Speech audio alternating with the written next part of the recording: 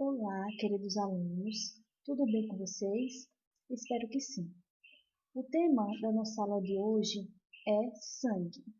Então, o que vem a ser, pessoal? O sangue. Então, vamos lá. O sangue é um tecido líquido formado por diferentes tipos de células. E o sangue, ele está suspenso no plasma. Circula por todo o corpo através das veias e artérias. Então, podemos observar aqui nessa imagem a representação do que foi falado para vocês. Então, o sangue, ok? Ele é composto pelo plasma e por elementos figurados. Que elementos figurados são esses? Glóbulos brancos, plaquetas, hemácias, glóbulos vermelhos. Então, além de outros componentes. Então, aqui nessa figura, a gente pode observar a presença das hemácias, ok? Dos glóbulos brancos, de leucócitos, ok? Ó, glóbulos vermelhos e outros tipos de... Toda célula sanguínea, ela é formada no fígado, baço, medula vermelha, dos ossos longos. Então, são 3 regiões onde as células sanguíneas, elas são formadas. E esses órgãos recebem o nome de hematopoéticos. O sangue, ele tem várias funções. Uma delas é transporte de gases, transporte de nutrientes, transporte de excretas, defesa e reservatório de água. Então, o primeiro componente que iremos estudar é o plasma sanguíneo. Então, o plasma sanguíneo, ele é composto por aproximadamente 55% do seu volume, do volume do sangue, é composto por plasma. Então, o plasma, ele é constituído pelos glóbulos vermelhos, pelos glóbulos brancos e plaquetas. Ou seja, dentro do plasma, temos esses nutrientes. A quantidade de cada componente, ele pode variar conforme o sexo e a idade da pessoa. Ou também pode estar relacionado com algum tipo de doença. No caso, por exemplo, a anemia. Então, o plasma, ele possui uma cor amarelada, como vocês podem observar aqui, certo? E ela é rica em nutrientes. Então, as hemácias, elas também são conhecidas como glóbulos vermelhos ou eritrócitos. Então, são células em forma de disco e anucleada. O que é isso? Que elas não possuem núcleo em sua célula. Vivem aproximadamente 120 dias. E após esse período que ela está ativa no corpo, ela é destruída no fígado ou no baço. E essas células que são destruídas são transformadas em novas células. As hemácias, ela possuem uma composição proteica rica em ferro, que é chamada de hemoglobina. Essa proteína, ela é necessária para o transporte de oxigênio pelo sangue. Então, o sangue ele possui uma cor vermelha em função da hemoglobina, okay? Da proteína rica em ferro. As plaquetas, elas são fragmentos anucleados, ou seja, novamente, elas não possuem núcleos. igual às hemácias. Então, são responsáveis pela coagulação sanguínea.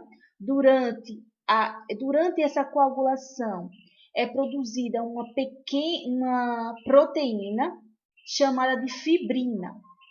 Essa proteína ela vai formar uma rede que retém as hemácias e as plaquetas, formando uma coagulação. Por exemplo, quando há um ferimento, com o rompimento de vasos sanguíneos, as plaquetas aderem às áreas lesadas e produzem uma rede de fios, como vocês podem ver aqui, nessa imagem, que impede a passagem das hemácias e retém o sangramento, ou seja, o indivíduo sofre uma lesão, né? E aí, o organismo ele começa a produzir essas redes que vai impedir, vai bloquear a saída, né, do sangue. E aí vai fazer o que? Coagular. Além disso, as plaquetas, ela tem, como eu falei, a função, né, de bloquear, né, o sangue. E esse bloqueamento ele vai evitar a contaminação da região ferida por micro-organismos. Os leucócitos, eles são também conhecidos como glóbulos brancos.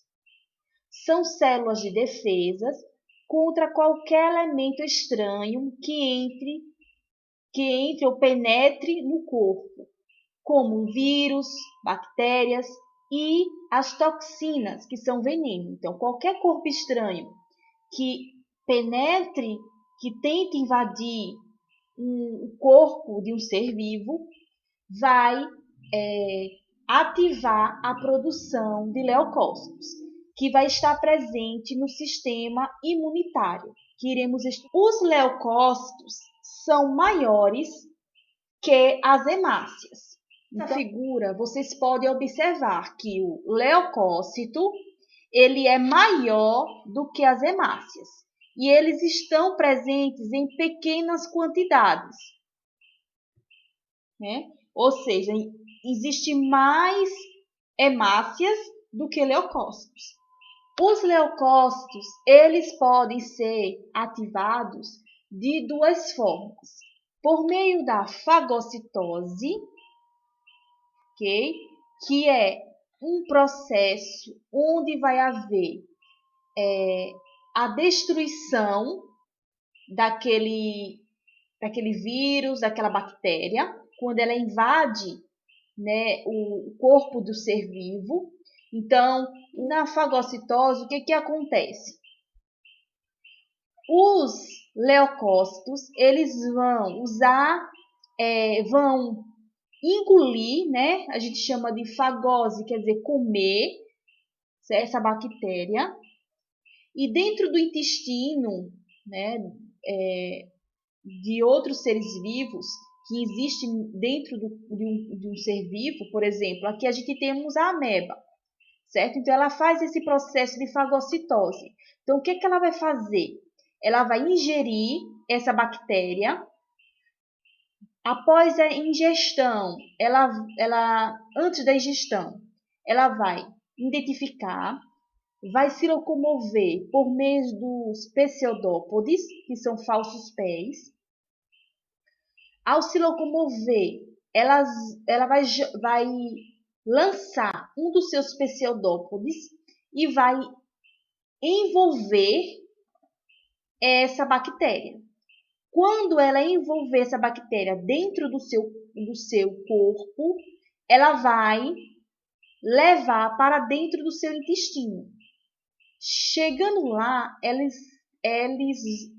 vão começar a produzir um tipo de proteína chamado de lisossomas.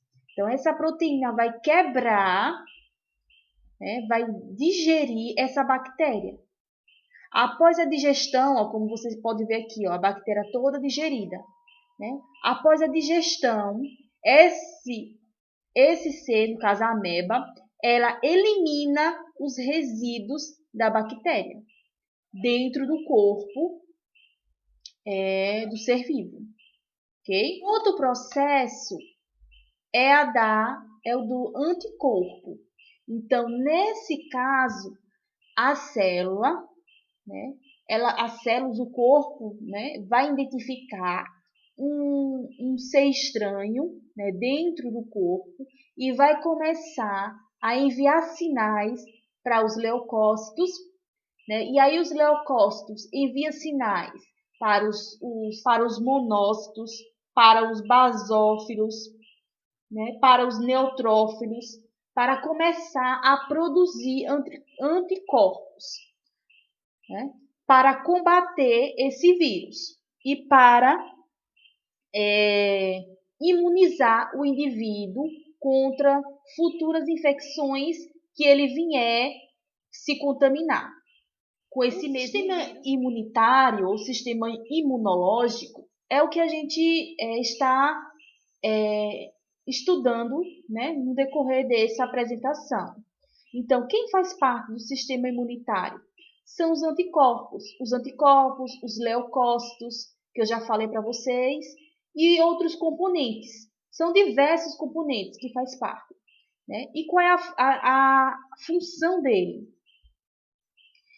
É proteger, né, o corpo humano contra diversos patógenos. Então, fungos, bactérias, protozoários e vírus. Além do leucócito fazer essa função, né, de produzir anticorpos, existem outras barreiras no corpo de um ser vivo e outros mecanismos que faz essa mesma função. Por exemplo, a pele. Então, a pele ela vai bloquear a entrada de micro-organismos. Secreção lagrimal lubrifica os olhos e elimina alguns patógenos. Então, patógenos, pessoal, são seres que podem causar algum tipo de doença, certo? Secreção gástricas mata alguns micro-organismos que podem estar presentes nos alimentos ou água que ingerimos. É responsável por reconhecer as partículas e as células estranhas ao organismo e desencadear respostas que visam combater os corpos estranhos, ok? Então, ele vai identificar e vai produzir, né, anticorpos, vai produzir para combater aquela doença. Imunização. Como é que a imunização ela está relacionada com a produção de resposta imunológica, que acontece por meio dos leucócitos, quando ele identifica um corpo estranho. A imunização ela pode ser de duas formas. Ela pode ser ativa, quando o corpo produz anticorpos contra um antígeno, certo? Essa imunização ela pode ser ativa natural, por exemplo, a vacina. Então, a vacina, ela contém o vírus ou a bactéria morta ou enfraquecidas. E o outro é a imunização passiva. Então, o organismo ele recebe os anticorpos prontos, é chamado de imunização passiva natural. Ocorre quando a mãe amamenta o bebê. Então, pode ser de duas formas. Pode ser imunização passiva artificial ou natural, como a gente falou. Artificial, ela vai acontecer quando o indivíduo ele recebe um soro terapêutico. Então, esse soro ele é aplicado em casos de picadas de serpentes, de aranha e de escorpião. Então, aqui nessa figura, nós podemos observar como que acontece a produção do soro. Então, ó, vamos observar aqui nessa figura. Temos aqui na representação o cavalo, certo? O que acontece? O veneno, né, de uma serpente, o veneno é aplicado no cavalo, ou pode ser também coelhos, e esse corpo estranho que foi colocado dentro do cavalo vai enviar informações para os leucócitos, e os leucócitos vão identificar e começar a produzir anticorpos. Quando isso acontecer, quando esse processo terminar, esse sangue ele é retirado do cavalo e é transformado em soro. Então, aqui a gente tem a representação do soro e da parte líquida do sangue que foi transformado em soro. O outro sistema que iremos abordar nessa aula é o sistema linfático. O sistema linfático ele é formado pela linfa, pelos vasos linfáticos e por linfonócitos. Ele tem a função de produzir anticorpos, a mesma função também a linfa ou os linfonódulos também têm essa função de drenar o excesso de líquido, né? E devolver ao sangue. Quando não ocorre essa drenagem, o líquido ele se acumula entre as células e a região ela fica inchada, formando edemas. Então, edemas são inchaços, né? Em regiões, geralmente a gente percebe isso nas pernas, nos pés, nessas regiões. Então, quando a gente pressiona o nosso dedo polegar nessa região, a gente vê que fica um buraco, né, nessa região, quando a gente aperta, pressiona, né, com o nosso dedo. Então, essa região que ficou com essa marca, a gente pode perceber que ali tem um edema, ou seja, tem retenção de líquido, ou seja, não houve a drenagem daquele líquido, né? Então, além disso, faz também o transporte de vitaminas e gorduras absorvidos durante o processo da digestão até o sangue, né? Ok? Então, essa foi a nossa aula de hoje, ok? Espero vocês na próxima aula.